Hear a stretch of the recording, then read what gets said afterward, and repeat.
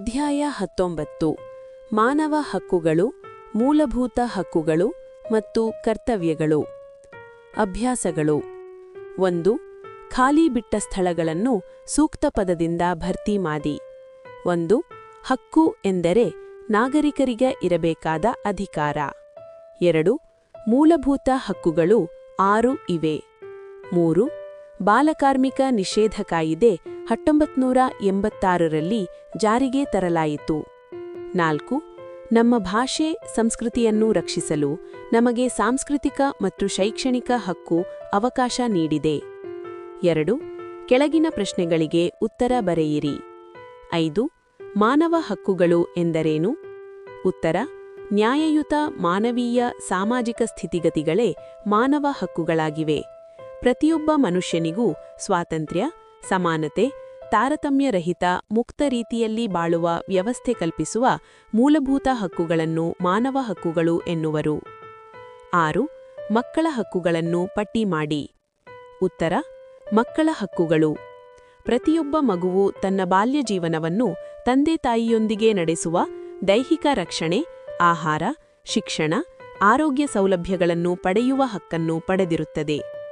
ಜನಾಂಗ, ಲಿಂಗ, ಬಣ್ಣ, ಧರ್ಮ ಹಾಗೂ ವಿಕಲಚೇತನದ ಆಧಾರದ ಮೇಲೆ ತಾರತಮ್ಯವಿಲ್ಲದ ನಾಗರಿಕ ಹಕ್ಕುಗಳನ್ನು ಮಕ್ಕಳು ಹೊಂದಿರುತ್ತಾರೆ. ಸಂವಿಧಾನವು 14 ವರ್ಷದೊಳಗಿನ ಮಕ್ಕಳಿಗೆ ಉಚಿತ ಹಾಗೂ ಕಡ್ಡಾಯ ಶಿಕ್ಷಣಕ್ಕೆ ಅವಕಾಶ ಕಲ್ಪಿಸಿದೆ.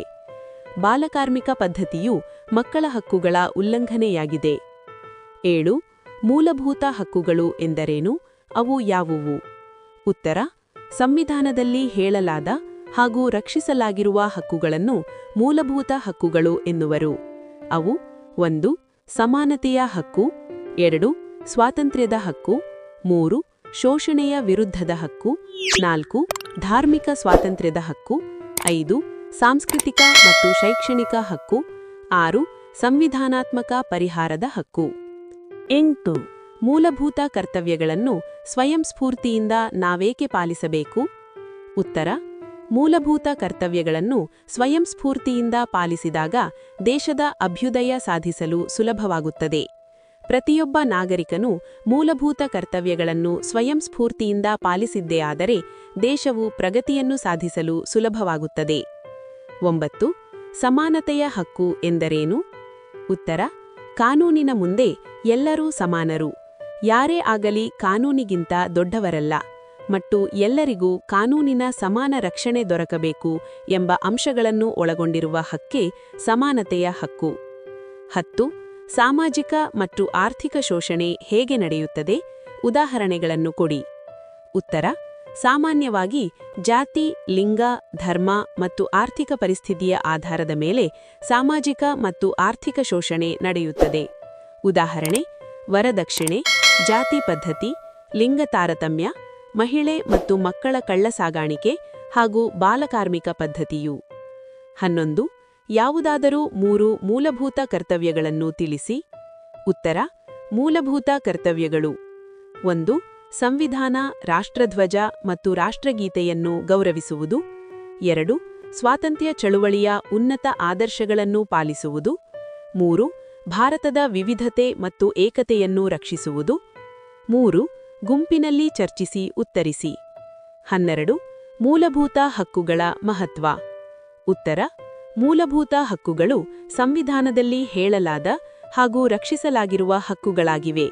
ಇವು ನಾಗರಿಕರಿಗೆ ನೀಡಿರುವ ಸಂವಿಧಾನಿಕ ಹಕ್ಕುಗಳಾಗಿವೆ. ಇವುಗಳನ್ನು ಯಾರೂ ಉಲ್ಲಂಘಿಸುವಂತಿಲ್ಲ. ವ್ಯಕ್ತಿಯ ವಿಕಾಸಕ್ಕೆ ಮತ್ತು ರಾಷ್ಟ್ರದ ಅಭ್ಯುದಯಕ್ಕೆ ಮೂಲಭೂತ ಹಕ್ಕುಗಳು ಅನಿವಾರ್ಯವಾಗಿವೆ. 13. ಶಾಲಾ ವಟಾರದಲ್ಲಿ ವಿದ್ಯಾರ್ಥಿಗಳು ಮಾಡಬೇಕಾದ ಕರ್ತವ್ಯಗಳು. ಉತ್ತರ: ಶಾಲಾ ವಟಾರದಲ್ಲಿ ವಿದ್ಯಾರ್ಥಿಗಳು ಮಾಡಬೇಕಾದ ಕರ್ತವ್ಯಗಳು: 1. ಆವರಣವನ್ನು ಸ್ವಚ್ಛವಾಗಿಡುವುದು. 2. ಶಾಲಾ ಆಸ್ತಿ ಮತ್ತು ವಸ್ತುಗಳನ್ನು ರಕ್ಷಿಸುವುದು. 3. ವಿದ್ಯಾರ್ಥಿಗಳಲ್ಲಿ ಐಕ್ಯತೆಯನ್ನು ಕಾಪಾಡುವುದು. 4. ಸಂವಿಧಾನ, ರಾಷ್ಟ್ರಧ್ವಜ ಮತ್ತು ರಾಷ್ಟ್ರಗೀತೆಯನ್ನು ಗೌರವಿಸುವುದು. 5. ಸಾಮಾನ್ಯ ಸಹೋದರ ಭಾವದ ಮನೋಭಾವವನ್ನು ಉತ್ತೇಜಿಸುವುದು. 6. ನೈಸರ್ಗಿಕ ಪರಿಸರವನ್ನು ರಕ್ಷಿಸುವುದು ಮತ್ತು ಸುಧಾರಿಸುವುದು. 7. ಶಾಲೆಯ ಕಾರ್ಯಕ್ರಮಗಳಲ್ಲಿ ಸಕ್ರಿಯವಾಗಿ ಪಾಲ್ಗೊಳ್ಳುವುದು.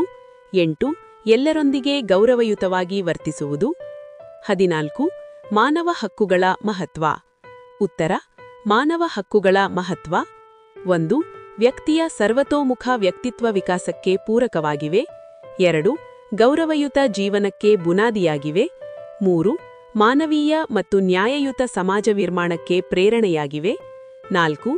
ವ್ಯಕ್ತಿ ಮತ್ತು ರಾಜ್ಯದ ನಡುವಿನ ಸುಮಧುರ ಬಾಂಧವ್ಯಕ್ಕೆ ಸೇತುವೆಯಾಗಿವೆ. 5. ಜಾಗತಿಕ ಜೀವನದ ಜೀವಾಳವಾಗಿವೆ. 15. ಮಕ್ಕಳ ಹಕ್ಕುಗಳ ಮಹತ್ವ.